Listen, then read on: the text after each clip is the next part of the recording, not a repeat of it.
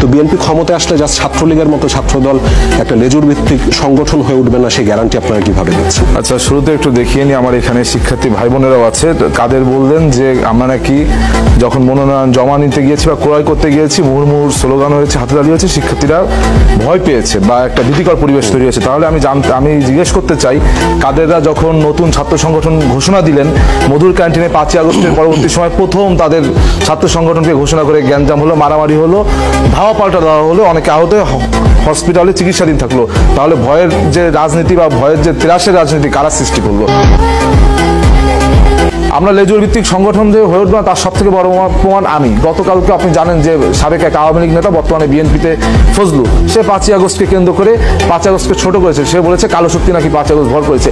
আমি কিন্তু সর্বপ্রথম তার বিরুদ্ধে প্রকাশ্যে প্রতিবাদ করেছি যে ফজলুকে শুধু শোকজ করবে না, তাকে অব্যাহতিও দিতে হবে। সুতরাং আমি যদি পারি, আমি ছাত্রদলের একজন কর্মী হয়ে একজন বিএনপি নেতার বিরুদ্ধে বলতে, সুতরাং এখানে লেজুর ভিত্তি কিভাবে ফিরে আসবে? বরং শিক্ষার্থীরা যদি আমাকে ম্যান্ডেট দেয়, আমি শিক্ষার্থী বান্ধব ক্যাম্পাস বিনিময়ে শিক্ষার্থীদের পক্ষে থাকবো।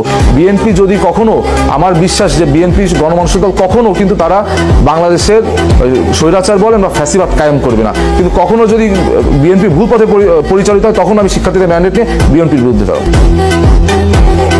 এখানে আপনার আমাদের সমালোচক কাদের আছে ভিপি পদে, তিনি কিন্তু 4টি ছাত্র সংগঠন চেঞ্জ করেছেন, কখনো ছাত্র অধিকার পরিষদ, কখনো ছাত্র শক্তি, কখনো আপনার এখন হচ্ছে আগে রাজনৈতিক অধিকার। এটা তো অবশ্যই রাজনৈতিক অধিকার, কিন্তু শিক্ষার্থীরা আপনাদের উপর আস্থা রাখবে কি করে? আগে যারা 4টি রাজনৈতিক দল পরিবর্তন করছে তারা যে আগামী দিনে 5টি করবে না, তার কি?